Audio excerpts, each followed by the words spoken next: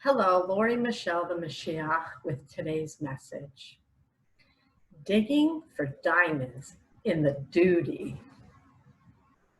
Wake up, see the insanity, and stop it. That's the name of this video. And so what am I talking about? Why am I saying the word doodie? It's a funny word, right? Doodie, drek in Yiddish. Feces is the proper term. Digging for diamonds in doodie? Really? That's what it looks like to me. You, whoever you are, and I hope you are a diamond in the rough. You're buried in doodie. Your soul is a sparkling, glittering diamond. And this world is a cesspool, and you're drowning in it. And if you don't think so, I'm here to try to pry those eyes open. And you don't want me to open your eyes, because if I open your eyes, the first thing that's going to happen is you're going to see the doodie everywhere and on yourself. So the first thing that happens when you wake up, an awakening, you maybe hear the voice of God in your dreams and you realize, oh no, these are the end of days. And it's exciting. God's real. These are the end of days.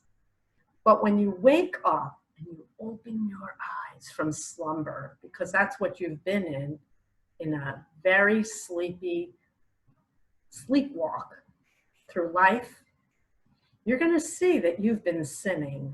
Sinning, what do I mean by sinning? I mean spewing things that are nasty out of your mouth, inciting bad feelings in your family, doing things that are not good, of God, Yetzirah, the evil inclination, choosing yourself over others, doing something damaging to your own children without realizing it, thinking you're doing the right thing because you're a good person. But if you open your eyes the way I'm telling you you must do right now, you're gonna see that you've been making mistakes. And I'm not here to ridicule you, by no means. I'm here to help you clean up the doodie that's around you. You're not seeing it. You need to get out of the cesspool, which is everywhere, and stand back and see it for what it is. That's what my book's really about.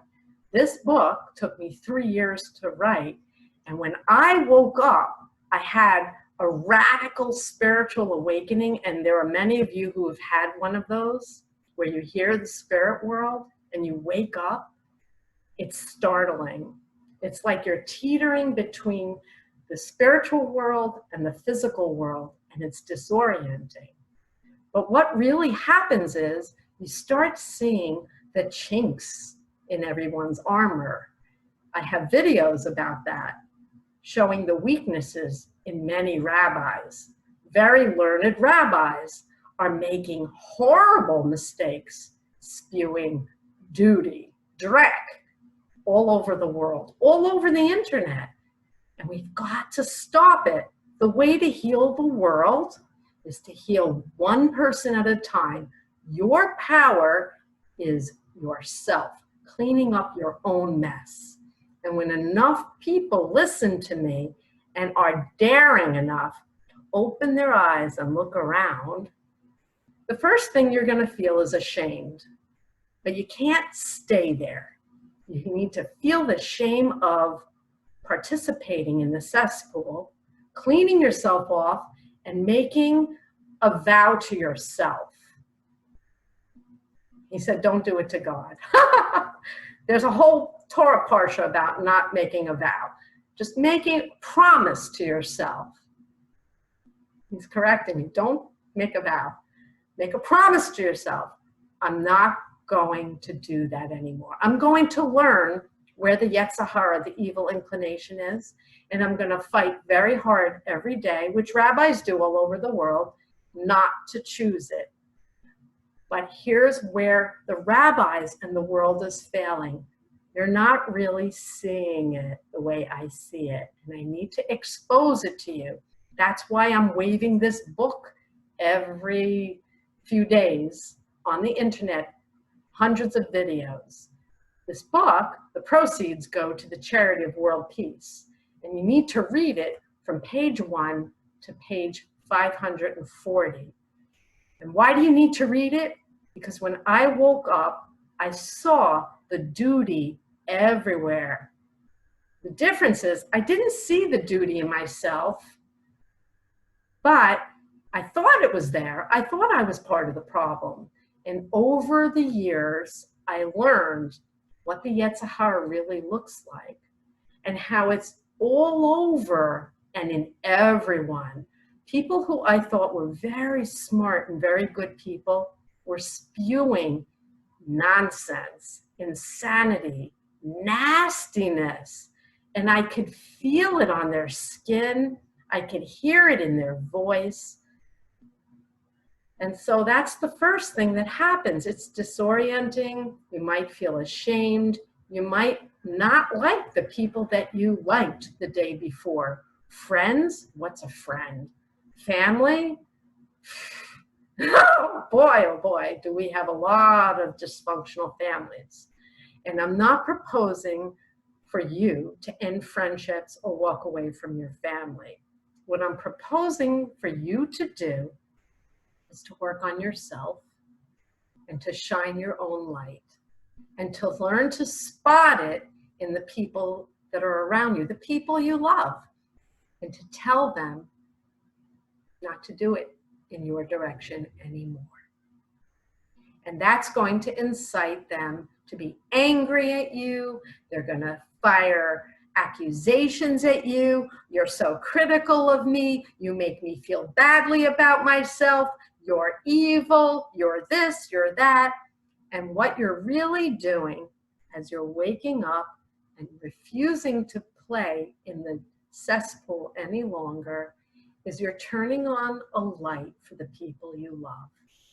Eventually, he says very soon, those people too will be forced to open their eyes and see the same thing that you were willing to see. The duty fest. You can't find diamonds in the duty. You need to pull out of the cesspool, dust yourself off, and let that diamond within you emerge. You need to clean yourself off and do the work. The key is you need to know what you're looking for. And I've posted many chinks in the armor videos where I expose it in very good people. The Yetzer Hara is in rabbis all over the world, and they're not willing to look at it. It's very clear if you watch my chinks in the armor videos that I'm exposing the truth, and they're not willing to see it. It's pure filth coming out of very righteous people. At first, this is going to feel hard, bad, not good, but you need to stay the course and be brave and do it anyway, because this is the work that's going to heal the world and heal all the problems surrounding us, all the problems that we're seeing around the world: cancer, war, terror, rape, incest, you name it. It comes from a poor choice. Some choices are much worse than other choices, but it's all duty. You can't say, oh, a little duty is okay. We need to remove the feces from everyone. And why do we need to do that? Because if you don't do it here while you're incarnate and clean up this mess, this world, which is created by poor choices from everyone, when you perish, God forbid, and I hope it's not for 100 years, you're going to be forced to face that truth. And when you're forced to face that truth and you're out of body and all there is are your sins exposed in front of you, you can't do one thing to correct it. The pain of not being able to repair your errors is worse than you could ever imagine. It's a pain that you can't feel really here. He says that's correct. Rabbis know this. It's called Gehenna. facing your sins and not being able to do one thing to repair it is so painful. All the tragedy that you caused because you spoke evil, you stabbed a friend in the back, and you harmed a friend, or you harmed a child, you have to face it when you die. Right now, he may not let you come back to repair your errors. This is the end of days. I'm telling the truth, people. And you can accept the truth while you're here in body from unthinkable, a mom, a grandmother. But it's true. I'm telling you the truth. And if you open your eyes and start to think and see with your soul, your spirit, wake up, you'll hear the wisdom coming out of me. And you won't feel like I'm taking you down. You'll feel the hand that I'm extending to you to try to help you out of that cesspool. You can't dig for diamonds in the doodie and make it okay. And that's what people are doing around the world. Oh, the pandemic's better. Let's go swimming. Oh, well, only 300, just under 300 people died in Israel. We're doing great. We have a stellar record in the pandemic. There's still 300 lives. Do you recognize that? There are 300 families mourning those people who died of coronavirus in Israel. Poo-poo it, move on, make it okay. Make it a diamond when it's really duty. The diamonds you're looking for, they're inside. You need to step back, open your eyes, recognize the insanity, and stop it.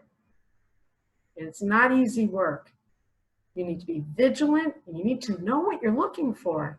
And that's where I can help you, because I see it. One day, he says, you, whoever you are, will do this work, redeem the world, and we will be glittering diamonds, sparks of God all over the world. Isn't that worth fighting for? I think so. I'm fighting for it. I'm fighting for you. This is for you. Please listen. The work of world peace. Heal yourself, and let's heal humanity and heal the world, one person at a time. Let's start with you. God bless you.